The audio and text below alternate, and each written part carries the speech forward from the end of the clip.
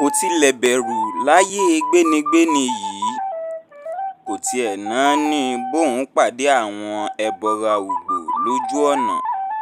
Kò rántí ohun tó ṣẹlẹ̀ sí baálé rẹ̀ tí í ṣe ọmọ wọn, ìyẹn Adélájà, tó pòórá lójijì, tó dàwátì lọ́sàn-án gan, tí wọn ò rókú ráyé rẹ̀ dòní.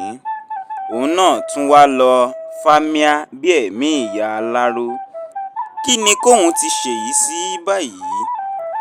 Àkóbá ni Rónbí yìí o. Bẹ́ẹ̀ ni ara Diwúrà ò lélẹ̀ rárá.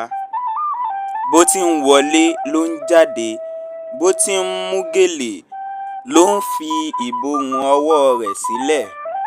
Bí ìró ṣe ń tú nídìí rẹ̀ ló ń ki apá bùbá borí lódìlódì.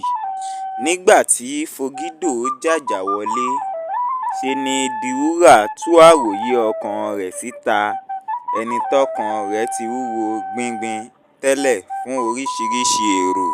Fọgídò ò tiẹ̀ ṣàròyé lọ títí. Ó bọ́ ẹ̀wù òde rẹ̀ sílẹ̀, ó bọ́ sínú gbérí ọdẹ rẹ̀, ó wọ bàtà bọ́dẹwọ̀tí rẹ̀, ó gbé ọ̀pá ògùn rẹ̀ gbọọrọ níbi tó gbé e tì sí ní kọ̀rọ̀ yàrá rẹ̀. Ó mú ìgòdán rẹ̀. Ìyàwó rẹ̀ náà ti mọ ìtumọ̀ àṣàmọ̀ tí ọkọ rẹ̀ ń pa. Bí onítìbí ò tiẹ̀ sọ̀rọ̀.